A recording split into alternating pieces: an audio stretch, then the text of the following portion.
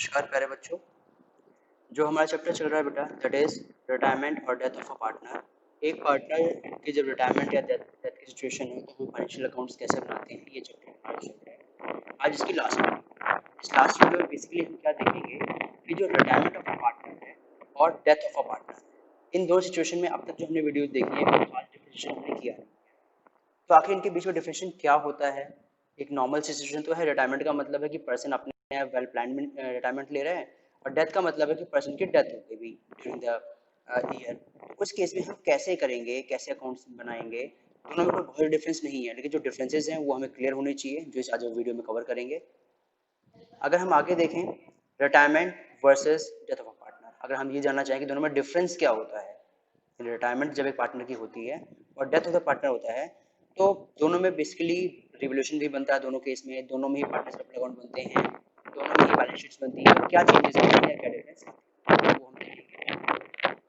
वो डिफरेंस क्या है, जैसे the accounting treatment in the event of death, death के इवेंट में of a partner is similar, ये बिल्कुल सिमिलर है, बहुत ज़्यादा सिमिलर होता है टू द, आप कह सकते हैं ये बहुत ज़्यादा सिमिलर है, सिमिलर है बहुत ज़्यादा ये in the case of retirement. Death की सिचुएशन में जो अकाउंट्स बनेंगे और जो रिटायरमेंट की सिचुएशन में अकाउंट बनेंगे, दोनों में जो है वो लगभग सिमिलर होते हैं। द बेसिक, कुछ बेसिक डिफरेंसेस होते हैं, वो इस तरीके से हो सकते हैं बिटवीन द टू सिचुएशंस। कुछ डिफरेंस होते हैं वो होते हैं, पहला है the retirement of a partner may be planned, retirement होता है वो प्लान्ड हो सकता है to be effective from a particular date, आप डेट प्लान कर सकते हो किस डेट से आप रिटायरमेंट लेनी है। वेयर एज अगर हम डेथ की बात करें तो डेथ ऑफ द पार्टनर में अगर any time during the year, पूरे ईयर में कभी भी डेथ हो सकती है, ये प्लान्स नहीं होते, इसी वजह से हमारे अकाउंट्स में थोड़े बहुत चेंजेस आते हैं। अगला जो है हमारा second, amount payable to retiring partner, जो रिटायरिंग पार्टनर है उसको जो हमें अमाउंट पे करना है, पेबल है, is transfer to his loan account. अगर क्वेश्चन में कुछ भी नहीं लिखा होता तो हम उसे उसके लोन अकाउंट में ट्रांसफर कर देते हैं। But on account of death, जब डेथ होती है उस केस में सेम कैलकुलेशन होती है, अमाउंट जो ड्यू होता है टू द डिजीज्ड पार्टनर, जिस पार्टनर की डेथ हुई है, is transfer to his executor account. यहाँ पे डिफरेंस आता है कि वहां पर क्या है, रिटायरमेंट के केस में अगर आपका जो भी अमाउंट है आप वो ट्रांसफर करते हो पार्टनर्स के लोन अकाउंट में, वेयर एज अगर डेथ का केस है तो वहां ट्रांसफर करते हैं जो भी पार्टनर है उसके एग्जीक्यूटर अकाउंट में हम ट्रांसफर करते हैं कि जो भी अमाउंट उसका है। ये बेसिक डिफरेंस होता है, बाकी अकाउंट्स बनाने में ऐसे कोई डिफरेंसेस नहीं होते हैं दोनों ही सिचुएशन में। बाकी हम थोड़े से आगे और सिचुएशन देख लेते हैं। या हम कह सकते हैं death of a partner is a special case of retirement. अब मैंने ये लाइन क्यों कही, डेथ जो है वो स्पेशल काइंड ऑफ रिटायरमेंट है, क्योंकि हमने ये देखा कि डेथ के केस में या रिटायरमेंट के केस में जो आपके अकाउंट्स बनते हैं वो बिल्कुल सिमिलर बनते हैं, कोई बहुत ज़्यादा डिफरेंसेस नहीं होते हैं। तो होता क्या है डेथ के केस में, जैसे पार्टनर है, आपको पता है कि आपकी जो बैलेंस शीट अब तक आपने जो क्वेश्चंस किए हैं, आपको जो बैलेंस शीट गिवन है, मान लिया वो बैलेंस शीट गिवन है आपको 31 मार्च 2019 की, मान लो आपको balance sheet given. No doubt retirement जो वेल प्लान्ड होता है तो उसने कहा जी मैं इस डेट की इमीडिएट बात, यानी जो मैं रिटायरमेंट जो पार्टनर लेगा वो लेगा 1 अप्रैल 2019 को पार्टनर रिटायरमेंट ले लेगा, ये वेल प्लान्ड है रिटायरमेंट। लेकिन डेथ क्या है, प्लान नहीं होती। मान लिया हमने कि अकाउंट्स हमें इस डेट में हमने फाइनल अकाउंट्स बनाए थे और जो पार्टनर है उसकी डेथ जो है वो 1 जून को डेथ हो गई, 1 जून या जुलाई, हाँ 1 जून या जुलाई कर लेते हैं, थोड़ा इजी रहेगा, 1 जुलाई 2019 को उसकी डेथ हो गई। तो इस केस में आपकी जो बैलेंस शीट है वो डेट है 31 मार्च की, जो पार्टनर्स की डेथ हुई है वो हुई है 1 जुलाई को, यानी मार्च के बाद अप्रैल, मई, जून और 1 जुलाई को हुई है, तो ये 3 महीने एक्स्ट्रा वो पार्टनर हमारी फर्म में रहा था फ्रॉम लास्ट बैलेंस शीट। इस बैलेंस शीट की डेट से भी वो पार्टनर 3 महीने हमारे पास रहा। 3 महीने हमारे पास रहा तो 3 महीने में जो भी प्रॉफिट होगा फर्म का उस पर उसका राइट होगा। इसके अलावा अगर आप इंटरेस्ट ऑन कैपिटल देते हैं पार्टनर्स को तो वो 3 महीने का उसे देना पड़ेगा। तो यानी इन 3 महीनों का हमें एक्स्ट्रा हिसाब किताब करना पड़ता है इन केस ऑफ डेथ। लेकिन मान लेते हैं, मैंने इसे स्पेशल रिटायरमेंट क्यों कहा, मान लो एक पार्टनर है, वो कहते हैं जी मुझे रिटायरमेंट तो लेनी है लेकिन मैं 1 जुलाई को लूंगा, 1 जुलाई 19 को लूंगा। अब इस केस में बेसिक ये रिटायरमेंट का केस है, ये डेथ का केस है।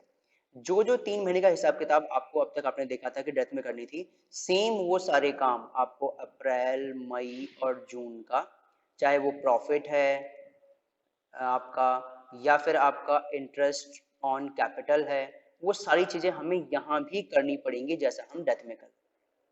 तो स्पेशल केस ऑफ रिटायरमेंट मैंने क्यों कहा, जिस डेट में आपकी बैलेंस शीट बेटा गिवन है, अगर उसके इमीडिएट अगले दिन ही रिटायरमेंट है, तब तो जो आपने चैप्टर किया है वही सारी चीजें हम इसमें करते हैं।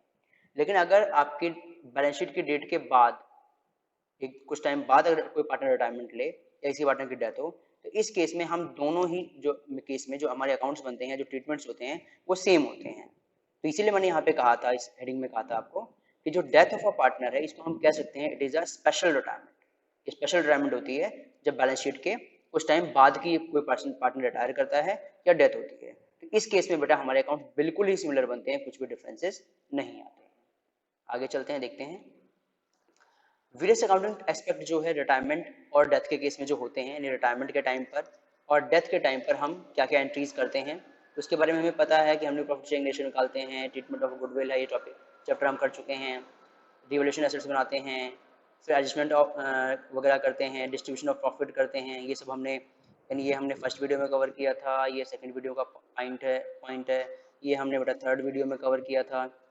इसके बाद अब ये चीज़ है, सिक्स जो पॉइंट है हमारा, ascertain the share of profit निकालना है और loss up to the date of retirement और डेथ। ये चीज अलग होती है जिसे मैंने स्पेशल रिटायरमेंट कहा था या डेथ की सिचुएशन कही थी। डेथ की सिचुएशन में ऑब्वियसली बात है, बैलेंस शीट के कुछ मंथ बाद की जो डेट होती है, तो जितने टाइम बाद की डेट है उतने टाइम का, यानी up to the date of retirement और डेथ, रिटायरमेंट और डेथ की डेट तक का आपको क्या निकालना है, प्रॉफिट ने शेयर निकालना है या फिर लॉस का शेयर निकालना है। इन द केस एक तो ये काम हमारे पास अलग होता है जो अब तक हमने नहीं किया था। तो आप चाहे रिटायरमेंट का केस हो या डेथ का केस हो, हम उसमें यही चीजें करते हैं दोनों की सिचुएशन में। तो इसलिए रिटायरमेंट को आप स्पेशल, सॉरी डेथ को आप स्पेशल रिटायरमेंट भी कह सकते हैं। एडजस्टमेंट ऑफ कैपिटल अगर क्वेश्चन दे रखा तो हमें करना होता है, बट इस ईयर जो हमारा सिलेबस है 2021 का, उसमें ये हमारे सिलेबस में नहीं है।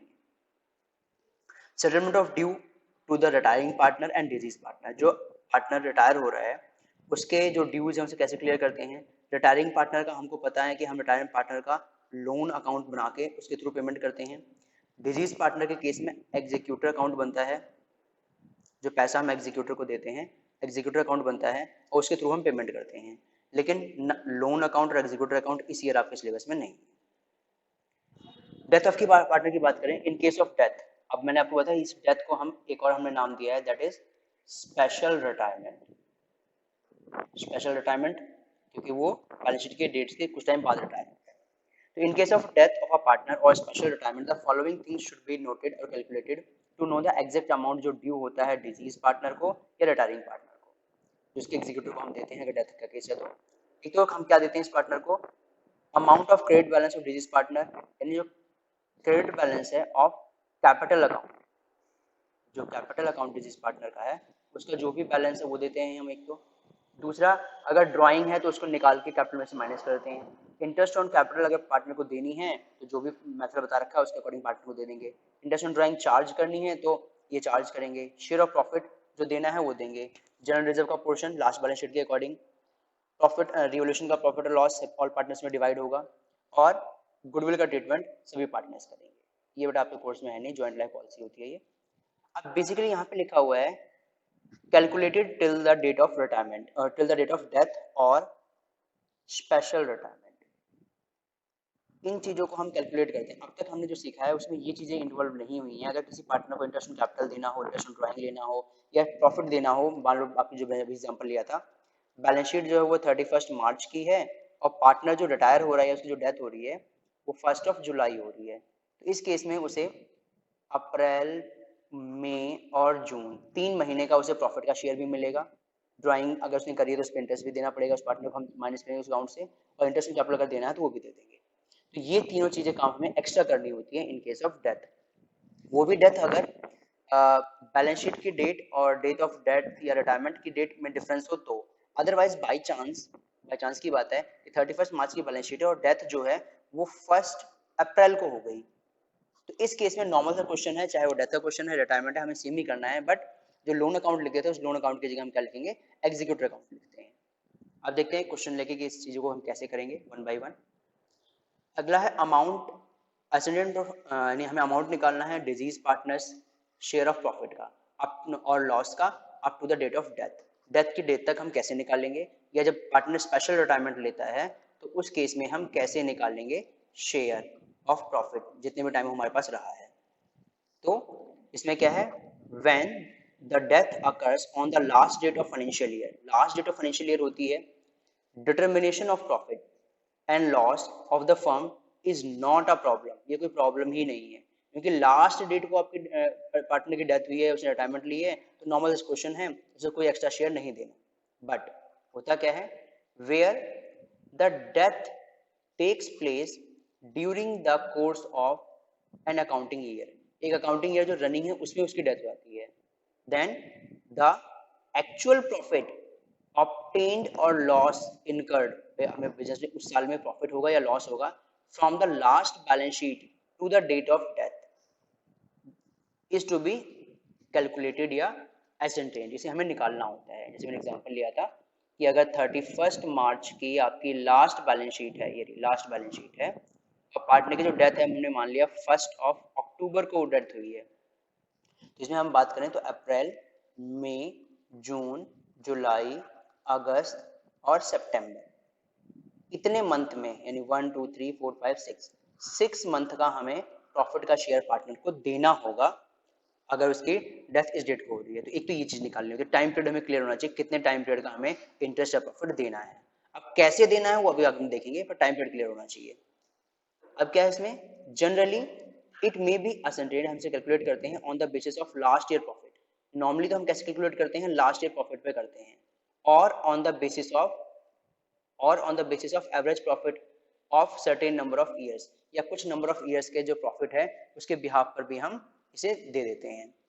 अब लास्ट ईयर पे देना है, नंबर ऑफ ईयर्स पे देना है, या एक और बेसिस होता है सेल्स बेसिस पे देना है, वो क्वेश्चन हमें बताएगा कि आपको प्रॉफिट कैसे निकालना है। तो इसमें क्या है, such derived amount is only an estimate, जो आप इस तरह से अमाउंट निकालते हो एस्टिमेटेड प्रॉफिट के बिहाफ पर, लास्ट ईयर के प्रॉफिट के बिहाफ पर, वो एक एस्टिमेटेड होता है कि लगभग इतना प्रॉफिट हमें होगा, क्योंकि एक्चुअल प्रॉफिट तो ऑब्वियसली बात है जब ईयर क्लोज होगा हमारा तब हम पीएनएल अकाउंट बनाएंगे, तब हमें एक्चुअल प्रॉफिट मिलेगा। तो बीच में जो हम निकालते हैं तो इसे हम बोलते हैं इट इज एन एस्टिमेट। कई बार क्वेश्चन आपसे पूछ सकते हैं कि वो क्या होता है, एक्चुअल प्रॉफिट होता है या एस्टिमेटेड होता है, ये एस्टिमेट्स होते हैं जो हम निकालते हैं। हेंस आपने जो भी एस्टिमेट निकाला है, the journal entry for the same would be, जो जर्नल एंट्री होगी वो कैसे करते हैं, यानी पार्टनर को जो शेयर देना है वो कैसे देंगे, देखते हैं। इन केस ऑफ प्रॉफिट, मान लिया हमें लास्ट ईयर का जो बिहाफ पे या एवरेज प्रॉफिट बिहाफ पे जो भी निकाला, हमें उस केस में प्रॉफिट मिल रहा है, तो प्रॉफिट की सिचुएशन में when profit sharing ratio of continuing partner does not change, बहुत इंपॉर्टेंट लाइन है बेटा, डज नॉट चेंज। यानी इस एग्जांपल में लेता हूं, मान लो 3 पार्टनर्स थे, A B and C are partners, इनका रेशियो था 3:2:1। यहाँ पे मैंने माना कि सी की जो पार्टनर उसकी डेथ हो गई, डेथ होने के बाद जो कंटिन्यू पार्टनर है वो कौन है, ए और बी, इनका जो रेशियो है वो चेंज नहीं होगा। अगर क्वेश्चन ने चेंज नहीं कर रखा है, इनका रेशियो है, अब नए जो पार्टनर्स हैं ए और बी, इनका रेशियो है 3:2, तो इसका मतलब उनका रेशियो चेंज नहीं हुआ। अगर उनका रेशियो चेंज नहीं होगा तो अलग एंट्री होगी, और रेशियो चेंज हो जाएगा तो अलग एंट्री होगी। क्या एंट्री होगी वो देखते हैं। अगर रेशियो चेंज नहीं हुआ तो एंट्री होगी profit and loss suspense account debited to deceased partners capital. ये है क्या, being deceased partners share of profit, जिस पार्टनर की डेथ हुई share of profit up to the date of death is being distributed, ये हमने उसको या is transfer to his capital account. तो यहाँ पे जो डिजीज पार्टनर जिसकी डेथ हुई, यहाँ पे सी है, यहाँ पे आ जाएगा सीज कैपिटल अकाउंट। अगर हम बात करें जो गिवन है, जो डेथ पार्टनर उसका नाम आ जाएगा, और जो डेबिट होगा बेटा वो होगा profit and loss suspense account, क्योंकि ऑब्वियसली बात है। अब ऐसा क्यों होगा, इसका रीजन है, नोट क्यों रीजन होगा। In this case profit and loss suspense account जो आपने ओपन किया है will be shown on the debit side eight the end of the year, will be shown on the debit side. जैसे ही आपकी जो death के बाद जब की जो बैलेंस शीट बनाओगे तो profit and loss suspense account कहाँ अपीयर होगा, बैलेंस शीट में अपीयर होगा, शोज डेबिट बैलेंस, ठीक है। तो इस टाइम तो आप बैलेंस शीट में शो कर दोगे, लेकिन at the end of the year, at the end of the year it will be close, इसे हमें क्लोज करना है by transferring it to profit and loss account. हम इसे किस में ट्रांसफर कर देंगे, प्रॉफिट एंड लॉस में, ताकि एग्जैक्ट प्रॉफिट निकाल सकें, क्योंकि हमने एस्टिमेटेड बेस पर पार्टनर को प्रॉफिट दे दिया, तो इसलिए हमने लिख दिया profit and loss suspense account.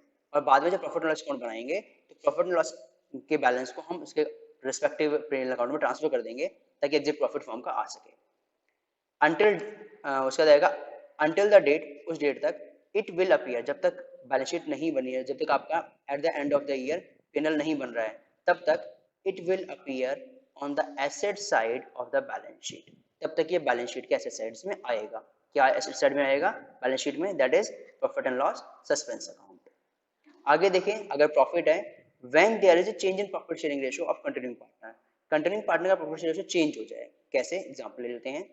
मान लिया x y z वो पार्टनर, इनका रेशियो था 5 3 और 2। इसमें क्या है, जेड की हमने माना कि डेथ हो गई है, तो जेड की डेथ होने के बाद एक्स और वाई ने डिसाइड किया कि उनका प्रॉफिट शेयरिंग रेशियो अब इक्वल होगा। दे हैव डिसाइडेड कि उनका न्यू प्रॉफिट शेयरिंग रेशियो क्या होगा, इक्वल होगा। तो अगर उन्होंने ये डिसाइड कर लिया, तो अर्लियर उनका रेशियो था, सही माने हम बात करें 5:3 था, अब वो 1:1 हो गया। यानी 5:3 के अलावा कुछ भी डिसाइड कर लें कि कोई और रेशियो उन्हें रखना है, तो इस केस में मानेंगे उनका प्रॉफिट शेयरिंग रेशियो चेंज हो गया है। इस केस में हम डिजीज पार्टनर को शेयर कैसे देंगे, देखो क्या आएगा।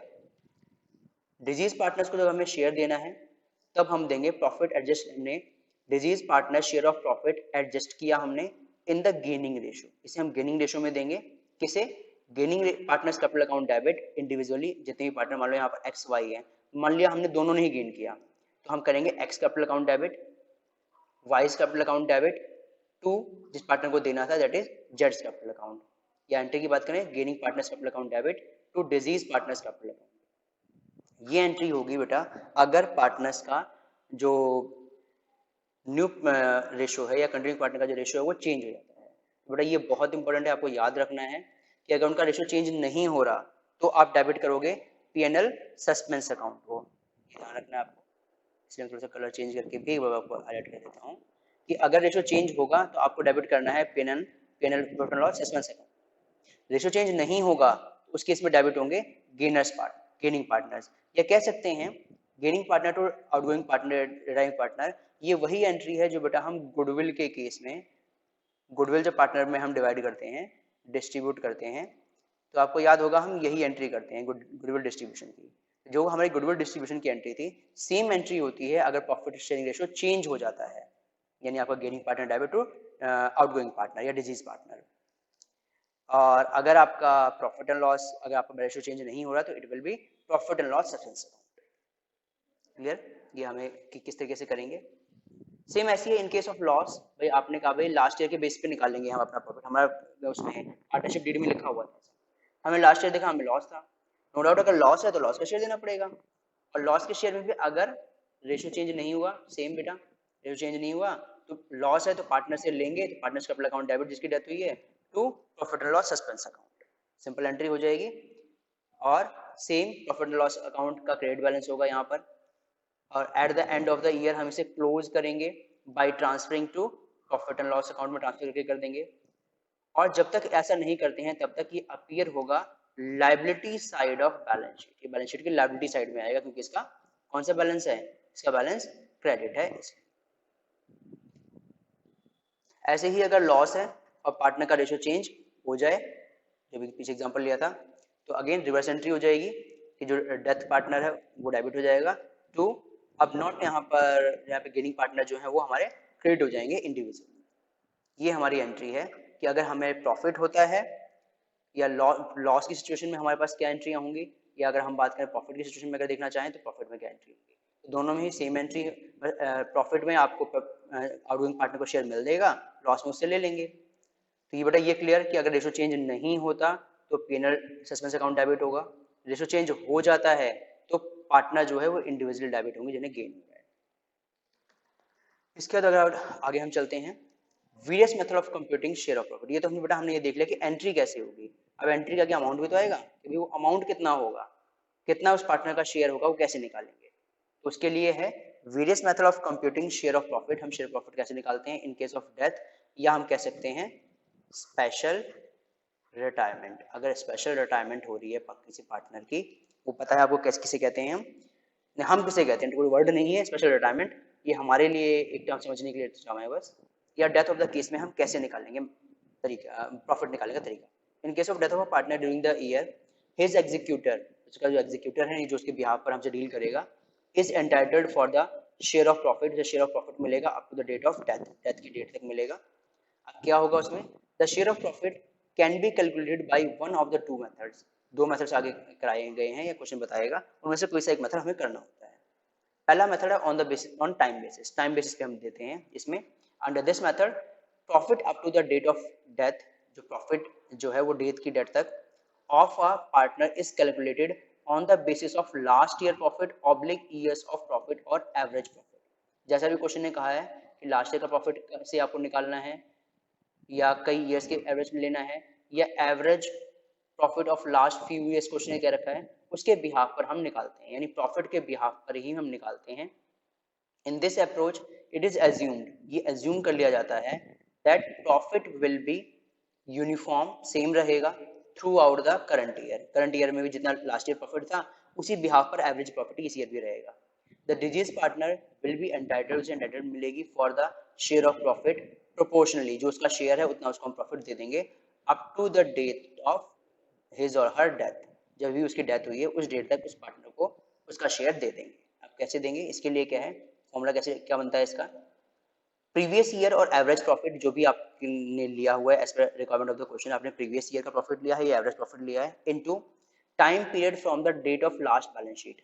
जैसे मैंने अभी एग्जांपल भी लिया था कि अगर आपकी बैलेंस शीट 31 मार्च की है और पार्टनर की डेथ जो है वो 1 अक्टूबर को हो गई है, तो 6 मंथ हमारे पास है, तो लास्ट बैलेंस शीट से हो जाएगा 6 मंथ डिवाइड बाई आपके पास हम 12 मंथ ले रहे हैं। अगर आपने ये कैलकुलेशन डेज में करी है, क्योंकि डेथ आपकी हो सकता है 12 मई को हो जाए, अगर 12 मई को डेथ हुई है तो 30 days of April and 12 days of May, तो आपके 42 डेज आ जाएंगे, तो आप 42 डेज अपर लोगे और डिवाइड बाई आपके 365 डेज आएंगे। वीक्स में आप करना क्या चाहते हो तो वैसी कैलकुलेशन है, जैसे आप टाइम पीरियड लोगे यानी लास्ट बैलेंस शीट से आपके जितने भी टाइम बीता है वो डिवाइड बाई जो भी आप टाइम ले रहे हो into profit share of disease partner, क्योंकि आपका जो एवरेज प्रॉफिट है या प्रीवियस प्रॉफिट है पूरे साल का प्रॉफिट है, इसमें से आपने पहले टाइम लिया, जितने टाइम की रहती है 6 महीने का प्रॉफिट हमें चाहिए, टाइम आ गया, टाइम के बाद अभी प्रॉफिट जो सभी पार्टनर्स का था तो उसमें जो रिटायरिंग पार्टनर है या जिसकी डेथ हुई है उस पार्टनर का शेयर से इंटू कर देंगे, तो आपको मिल जाएगा share of disease partners profit, disease partner का शेयर कितना है इसके अंदर।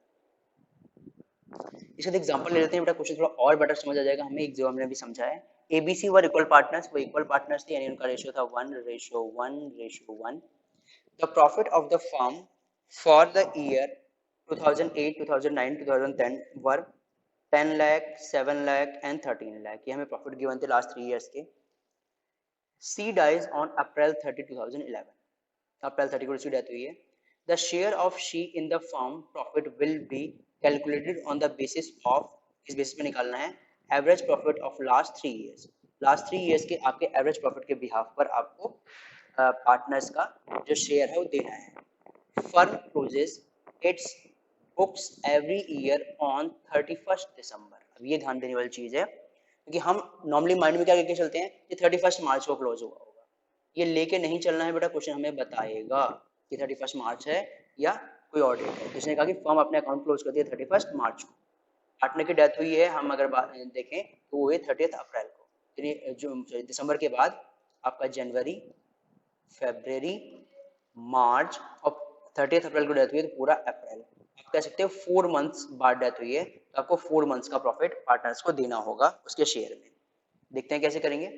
In this case C share of profit will be calculated for 4 month, 4 month की कैलकुलेशन होगी, दैट इज 1 जनवरी से 30 अप्रैल तक। एवरेज प्रॉफिट कैसे हम निकालेंगे क्योंकि क्वेश्चन ने कहा था एवरेज प्रॉफिट के बिहाफ पे देंगे, तो एवरेज प्रॉफिट हमें गिवन है 10 lakh, 7 lakh, 13 lakh divide by 3, average आ जाएगा 10 लाख। 10 लाख एवरेज आने के बाद जो सी का शेयर निकलेगा वो लिखेगा एवरेज प्रॉफिट इंटू 4/12 टाइम, कितने टाइम का प्रॉफिट करेंगे क्योंकि एवरेज प्रॉफिट पूरे साल का है, इंटू जो पार्टनर उसका शेयर, पार्टनर का शेयर वो इक्वल पार्टनर्स थे तो जो सी है उसका शेयर कितना आएगा 1/3, 1/3 से इंटू कर देंगे तो आपका जो अमाउंट आएगा वो अप्रोक्सीमेटली आएगा 1,11,111, ये अप्रॉक्स अमाउंट है क्योंकि डेसिमल वैल्यूज आएंगी वो चलती रहेंगी। ये तरीका है कि हम एवरेज प्रॉफिट या प्रीवियस ईयर के बिहाफ पर हम किस तरीके से निकालते हैं, टाइम पीरियड कैसे एडजस्ट करते हैं और पार्टनर का शेयर कैसे लगाते हैं और किस तरीके से पार्टनर का शेयर ऑफ प्रॉफिट निकलता है।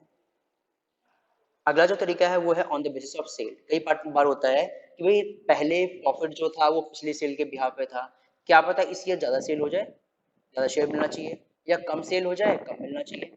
कई बार हमें सेल के बिहाफ पे दिया होता है, तो जो भी हमें क्वेश्चन में गिवन है हमें उस बिहाफ पर कैलकुलेशन करनी होती है। वो कैलकुलेशन कैसे करेंगे? जैसे under this method profit is calculated on the basis of last year cell. Last year की सेल के बिहाफ पर हम निकालते हैं। In this situation, it is assumed, ये assume कर लिया जाता है that net profit margin, word है net profit not net profit margin, जो margin है net profit का of current year sale is similar to the last year, वो last year के according है। यानी last year जो profit था, जो सेल थी उसमें जितना profit हुआ, तो इस ईयर की सेल के बिहाफ पर हम same amount of proportional profit निकालते हैं। जैसे यहाँ पे हम कैसे निकालेंगे, शेयर ऑफ डिजीज पार्टनर कैसे निकलेगा, ये निकलेगा previous year profit divide by previous year sales. ये बड़ा इंपॉर्टेंट है। मान लो प्रीवियस ईयर की हमारी सेल थी, प्रॉफिट था 5 लाख, सेल थी हमारी मान लिया 25 लाख, तो ये वैल्यू आ गई previous year profit 5 lakh, previous year sale 25 lakh into sales from the beginning of the current year up to the date of death. Current year में कितनी सेल हुई है डेथ की डेट तक, मान लिया वो सेल हुई थी हमारी 10 lakh, into share of disease partners capital. Disease partners share, disease partner का शेयर कितना है, मान लिया इक्वल रेशियो था तो 1/3 शेयर होगा। तो ये जो कैलकुलेशन है इसके बाद निकल के आएगा आपका डिजीज पार्टनर का प्रॉफिट का शेयर। तो हमने यहाँ पे क्या किया, 25 लाख में अगर 5 लाख प्रॉफिट है तो प्रॉफिट का एक खास रेशियो बन गया 1/5, वह सेल पे 1/5 आपको प्रॉफिट मिलता है। 1/5 आप अगर 10 का निकालोगे जो 2 लाख आएगा, तो आपका आ जाएगा amount of profit for on this sale. But 25 lakh पे अगर 5 लाख प्रॉफिट है तो आप 10 से इंटू कर दोगे इस प्रोपोर्शन को लेके, तो आपको 10 लाख में कितना प्रॉफिट है वो मिल जाएगा। उसके बाद उस पार्टनर के रेशियो से इंटू कर दो, उस पार्टनर का शेयर मिल जाएगा प्रॉफिट। जैसे एग्जांपल लेते हैं, बड़ा थोड़ा और समझ आ जाएगा। X Y Z equal partners नहीं, इक्वल पार्टनर्स मतलब 1:1:1। लास्ट ईयर सेल जो एंड प्रॉफिट जो है वो हमें दे रखी है। लास्ट ईयर की सेल है हमारे पास 25 लाख और प्रॉफिट है 2,50,000। Z dies on April 30, Z April 30 की डेथ हो जाती है, डेथ हो गई उसकी। Sale of the current year till the date of death, death की डेट तक जो सेल थी वो थी 12 लाख की। Firm closes its books on 31 December, 31 December every year close करती है। आपको ये निकालना है कि पार्टनर्स का प्रॉफिट का शेयर कितना, तो कैसे निकालेंगे देखते हैं। जेड शेयर ऑफ प्रॉफिट कैसे निकालेंगे, as by the formula previous year profit 2,50,000 divide by total sale. तो आप जब डिवाइड करोगे तो आपको मिल जाएगा कि टोटल सेल में मेरा प्रॉफिट कितना है। इसको आप इंटू कर दो, या कोई रेशो आ गया सेल में कितना प्रॉफिट होता है। आप जब 12 लाख से इंटू करोगे तो 12 लाख का प्रॉफिट आ जाएगा, क्योंकि आपका जो रेशो है, मान लिया रेशो, ये रेशो यहाँ पे आएगा 1/10। तो 1/10 का मतलब क्या हुआ कि 10 रुपीज़ की सेल में 1 रुपीज़ आपका प्रॉफिट है। जब इस रेशो को मैं 12 लाख से इंटू करूंगा तो 12 लाख की सेल में कितना प्रॉफिट हुआ वो मुझे मिल जाएगा, जो कि आ जाएगा बेटा यहाँ पर 1,20,000। फिर उस पार्टनर का शेयर कितना है, 1,20,000 जो आया वो तो सभी पार्टनर का शेयर है टोटल सेल में 12 लाख की, उसमें से पार्टनर का शेयर कितना है 1/3। तो हमारे पास शेयर आ जाएगा कि 45,000 जो है वो हमारा जो रिटायरिंग पार्टनर है उसका शेयर ऑफ प्रॉफिट है। ये है on the basis of sale, कि सेल के बिहाफ पर हम कैसे प्रॉफिट कंप्यूट करते हैं। ये दोनों ही तरीके हैं बेटा, चाहे या तो या आप निकाल सकते हो इसे on the basis of last year या एवरेज प्रॉफिट जो हमने पहले क्वेश्चन किया था, या फिर हम इस बिहाफ पे निकालेंगे on the basis of last year cell. ये दो मेथड हैं, दोनों में से कोई से मेथड आपको एग्जाम में दिया होगा या क्वेश्चन में गिवन होते हैं, उससे हमें निकालना होता है शेयर ऑफ प्रॉफिट। अब ये शेयर ऑफ प्रॉफिट देंगे कैसे, तो दो से तरीके हैं। अगर रेशो चेंज हो रहा है तो, रेशो चेंज नहीं हो रहा तो प्रॉफिट एंड लॉस हमने किया था अभी, सस्पेंस अकाउंट डेबिटेड हो जाएगा टू जो भी डिजीज पार्टनर उसका अकाउंट। दूसरा, अगर रेशो चेंज हो जाए तो जो गेनिंग पार्टनर है वो क्या हो जाएंगे, डेबिट हो जाएंगे टू डिजीज पार्टनर्स। जो दो तरीके हैं, इस तरीके से जो अमाउंट है वो अमाउंट कैसे निकलेगा वो मैंने आपको बताया इसका। Calculation of interest on disease partners capital. Disease partner का जो कैपिटल अकाउंट है, कई बार हो सकता है उसमें इंटरेस्ट इफ एनी, अगर क्वेश्चन क्या है उसको इंटरेस्ट भी मिलेगा, कोई बात नहीं, दे देंगे इंटरेस्ट। अब कैसे देंगे वो देखते हैं, एग्जांपल लेते हैं। If balance of disease partners capital account जो है वो 1 अप्रैल 13 को हमारे पास 50,000 दे रखा है, उसकी डेथ जो हुई है वो 31 मार्च को हुई है, यानी 3 महीने बाद। Interest is allowed at the rate of 10%। The interest for 3 months, the lifetime of the deceased partners, the lifetime of the deceased partner during the current year is calculated as under। अब हम कैसे निकालेंगे उसका profit को बता रखा है, देखो ध्यान से। सो इंटरेस्ट इन कैपिटल कैसे निकालेंगे? इंटरेस्ट इन कैपिटल निकालने के लिए इंटरेस्ट इन कैपिटल क्या है, उसकी कैपिटल है 50,000, इंटरेस्ट का रेट है 10% और टाइम पीरियड है 3/12, तो 1250 उसका इंटरेस्ट आ जाएगा। जो पार्टनर्स को देना है तो उसकी एंट्री होगी interest on capital account debited 1250 to deceased partners capital account, उसके अकाउंट में हम इतना इंटरेस्ट ट्रांसफर कर देंगे। पार्टनर क्रेडिट हो रहा है तो उसके अकाउंट में इतना पैसा ऐड करना है हमें। तो ये है कि अगर क्वेश्चन इंटरेस्ट इन कैपिटल दे रखा है, जो भी तरीका बता रखा है अमाउंट निकालकर हम इस एंट्री के थ्रू कर देंगे। या अगर कैपिटल अकाउंट बना रहे हो तो कैपिटल अकाउंट, क्योंकि यहाँ पे कैपिटल क्रेडिट हो रही है तो क्रेडिट साइड में हम क्या करेंगे, क्रेडिट साइड में पार्टनर्स कैपिटल अकाउंट के हम लिख देंगे बाय इंटरेस्ट ऑन कैपिटल, या जो भी अकाउंट है तो क्रेडिट साइड में बाय इंटरेस्ट ऑन कैपिटल और जो भी अमाउंट है वो कॉलम में लिख देंगे। अब है सेटलमेंट ऑफ ड्यूज, जो भी अमाउंट ड्यू होता है डिजीज पार्टनर को, क्योंकि रिटायरिंग पार्टनर को आप दे चुके हो, हम उसके लोन अकाउंट में ट्रांसफर कर देते हैं। तो डिजीज पार्टनर है तो उस केस में क्या करते हैं, when amount due to deceased partner is transfer to his executor loan account. अगर आप इमीडिएट पेमेंट नहीं करके एग्जीक्यूटर को बोलते हो कि भाई कुछ टाइम बाद ले लेना, तो उस केस में हम क्या करते हैं, एग्जीक्यूटर के लोन अकाउंट में ट्रांसफर कर देते हैं। तब एंट्री होती है कि डिजीज पार्टनर का जो फाइनल बैलेंस आया था वो हम लिखते हैं deceased partners capital account debited, उसी कैपिटल अकाउंट के डेबिट साइड में हम देते हैं to deceased partners executor account, executor loan account, executor के लोन अकाउंट में हम पैसा ट्रांसफर कर देते हैं। लोन में ट्रांसफर करने के बाद जब अमाउंट ड्यू हो गया, जो भी अमाउंट ड्यू था डिजीज पार्टनर का, हमने उसे ट्रांसफर कर दिया उसके एग्जीक्यूटर के अकाउंट। उसके बाद when balance appearing in executor loan account, जो एग्जीक्यूटर लोन अकाउंट में बैलेंस अपीयर हो रहा है, जब उसे पे करना होता है, तो पे करने की बड़ी सिंपल एंट्री है कि deceased partners executor loan account debit to cash. अब कई बार होता है कि सर हमने deceased partners capital account debit किया, उसको एग्जीक्यूटर में ट्रांसफर किया, फिर एग्जीक्यूटर टू कैश कर दिया, तो हम सीधा ना करें deceased partners capital account debited to cash कर दें, बट ऐसा नहीं कर सकते, क्योंकि अगर पार्टनर रिटायरमेंट ले रहा है तो नो डाउट आप उसे पेमेंट कर सकते हो, लेकिन एक पार्टनर जिसकी डेथ हो चुकी है आप उसको कैसे पेमेंट कर सकते हो? ये इम्पॉसिबल है कि एक डेड पीपल को आप पेमेंट कर दोगे। तो उस केस में हम क्या करते हैं, अपने जो डिजीज पार्टनर का जो कैपिटल का जो भी बैलेंस है उसे हम ट्रांसफर कर देते हैं एग्जीक्यूटर के अकाउंट में, और एग्जीक्यूटर को जो पेमेंट करते हैं तो करते हैं executor account debit to cash. ये हमारी ट्रीटमेंट होती है कि हम किस तरीके से अमाउंट सेटल करते हैं या पेमेंट करते हैं एक डिजीज पर्सन को। जो आपका रिटायरिंग पार्टनर है तो वेरी सिंपल है कि जो भी आपका बैलेंस है या तो आप पेमेंट कर दोगे या उसकी लोन अकाउंट में ट्रांसफर कर दोगे, लेकिन अगर पार्टनर की डेथ हो चुकी है तो डिजीज पार्टनर्स एग्जीक्यूटर अकाउंट आता है जो उसके बिहाफ पर सारा क्लेम हमसे रिसीव करेगा।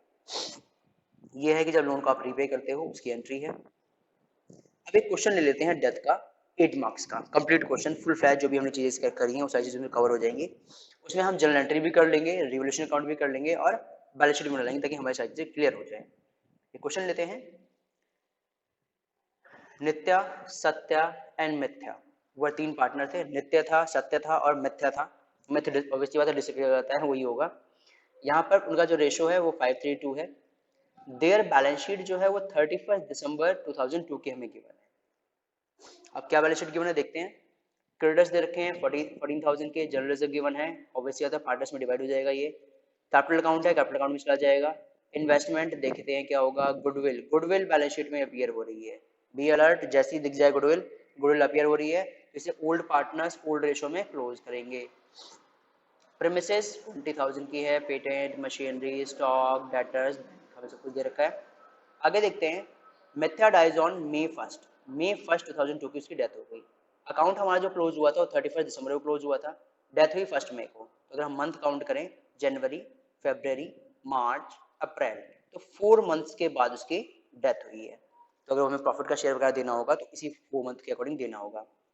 The agreement between executor of Mithya and the partner states that, उसमें क्या एग्रीमेंट लिखा हुआ था, first goodwill of the firm हम वैल्यूएट करेंगे 2.5 times of average profit of last 4 years, last 4 years का एवरेज प्रॉफिट निकाल के 2.5 से इनटू कर देंगे। तो आपको पता है कि हमें प्रॉफिट गिवन है 98 का 13,000, 99 का 12,000, 2000 में दे रखा है हमें 16,000 और 2001 में दे रखा है 15,000। इसका हमें एवरेज निकालना है और उसको फिर हम इनटू कर देंगे, हमारे गुडविल का शेयर आ जाएगा। इसके बाद अगला हमें क्या दे रखा है, पेटेंट की वैल्यू हमें रिवाइज करनी है इतनी, मशीनरी की वैल्यू 25 करनी है और प्रेमिसेस की वैल्यू रिवाइज करनी है। इसके बाद हम देखें शेयर ऑफ मिथ्या should be calculated on the basis of profit of year 2001 के बिहाफ पर हमें मिथ्या का शेयर ऑफ प्रॉफिट निकालना है। देखते हैं अभी रिकॉर्ड नेसेसरी जनरल एंट्री, आपको जनरल एंट्री करनी है और also prepare revaluation account, partners capital account, balance sheet of Nitya and Satya as would it appear on first May को बैलेंस शीट कैसे दिखेगी सभी एडजस्टमेंट करने के बाद। अब देखते हैं एडजस्टमेंट क्या क्या है। पहले तो हमारा गुडविल वाली बात है, गुडविल 2.5 ऑफ एवरेज प्रॉफिट निकालेंगे of last 4 years. Last 4 years का प्रॉफिट हमें 13 + 12 25,000 प्लस 16 आपका 25,000 पहले से है, प्लस आप 16 ले लो तो आपका हो जाएगा 41,000 प्लस 15 आपका 56,000। तो आपका प्रॉफिट आ गया 56,000। अगर हम देखें डिवाइड बाय 4 करना है तो अगर हम गुडविल की कैलकुलेशन करें बेटा यहाँ पर तो आपका एवरेज प्रॉफिट निकालने के लिए हम क्या करेंगे 56,000 डिवाइड बाय 4 14,000 आ गया। उसके बाद वो कह रहा है कि एवरेज प्रॉफिट को आप क्या करोगे 2.5 से इंटू करोगे, 2.5 से इंटू करेंगे तो आपका 35,000 आ जाएगा गुडविल ऑफ द फर्म। अब गुडविल ऑफ द फर्म में जो पार्टनर डेथ हुई है उसका शेयर देखते हैं, उसका शेयर कितना है। उसका शेयर है हमारा जिसकी डेथ हुई है वो है 2/10, तो 2/10 का इसका शेयर निकालते हैं अगर तो हमारे पास आ जाएगा 3500। इस तरीके से हम कैलकुलेशन करेंगे। सेकंड की बात करें जो सेकंड हमारा बीएडजमेंट दे रखा है, बीएडजमेंट में हमें दे रखा है कि वैल्यू पेटेंट की 8,000 हो गई है। तो देखते हैं पेटेंट के केस में क्या करेंगे हम। पेटेंट की जो बेटा हमें वैल्यू गिवन है वो गिवन है पेटेंट ईयर है 6,000 और अब पेटेंट जो है वो कितने के हो गए 8,000 के हो जाएंगे। तो 2,000 से इसकी वैल्यू इंक्रीज हो रही है यानी बेनिफिट होगा क्रेडिट में आ जाएगा ऑफ रिवैल्यूएशन अकाउंट। अगला देखते हैं मशीनरी 25 का हो गया है। मशीनरी की बात करें मशीनरी की वैल्यू 30 थी रिड्यूस हुई है, जो हमारे पास मशीनरी है मशीनरी की वैल्यू अब हो गई है 25, तो 5,000 से वैल्यू रिड्यूस हो रही है तो डेबिट साइड आ जाएगा रिवैल्यूएशन अकाउंट के। ऐसे ही अगला है हमारा प्रेमिसेस, प्रेमिसेस की वैल्यू हम यहाँ पे 25 दे रखी है। क्वेश्चन में देखें तो प्रेमिसेस हमें दे रखा था 20,000 का, तो यहाँ पर 5,000 हमारी वैल्यू क्या हो रही है इंक्रीज हो रही है यानी हम क्रेडिट कर देंगे रिवैल्यूएशन अकाउंट में और इन सभी का इफेक्ट फाइनली बैलेंस शीट में भी हम दिखा देंगे कैसे करेंगे। अगला है प्रॉफिट निकालना है मिथ्या का ऑन द ईयर 2001 का। 2001 का प्रॉफिट देखते हैं। 2001 का प्रॉफिट है हमारे पास 15,000, ठीक है। 2001 की हम बात करें सी की एडजस्टमेंट जो है हमारी 2001 का प्रॉफिट है हमारे पास 15,000।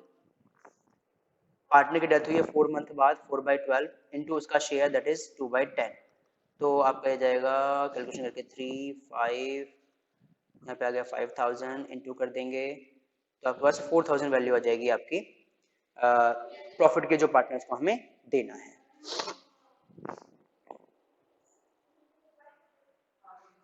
इसके बाद हम देखते हैं कैसी एंट्री वगैरह होंगी। सबसे पहला Nitya capital account debit, Satya और mister capital account debit to goodwill account. पहले तो गुडविल जो अपीयर हो रही है उसे क्लोज करना है, goodwill return of among the partners, पहला काम तो यही होता है जो गुडविल अपीयर होती है। फिर पेटेंट रिवोल्यूशन डेबिट करेंगे रिवोल्यूशन अकाउंट में क्योंकि हमें गेन हो रहा है तो रिवोल्यूशन क्रेडिट साइड में हम दिखा देंगे पेटेंट और प्रीमिसेस को जो हमें गेन हुआ है। Increase in value of assets same अगला 1 मई को ही क्योंकि इसी डेट में डेथ हुई है। रिवोल्यूशन टू मशीनरी जो मशीनरी की वैल्यू कम हुई थी 5,000 हमने भी किया था उसकी एंट्री कर देंगे। उसके बाद हम देखेंगे रिवोल्यूशन के डेबिट साइड में बैलेंस बच रहा है, रिवोल्यूशन डेबिट 2,000 जो प्रॉफिट है ट्रांसफर कर देंगे नित्या सत्या एंड मिस्टर के कैपिटल अकाउंट में। रिवोल्यूशन का जो भी प्रॉफिट या लॉस हुआ है उनके कैपिटल अकाउंट में ट्रांसफर कर देंगे इनके ओल्ड रेशो में। इसके बाद क्या है बेटा जनरल रिजर्व हमें क्वेश्चन में गिवन था 6,000 पार्टनर्स में उनके ओल्ड रेशो में डिवाइड कर देंगे।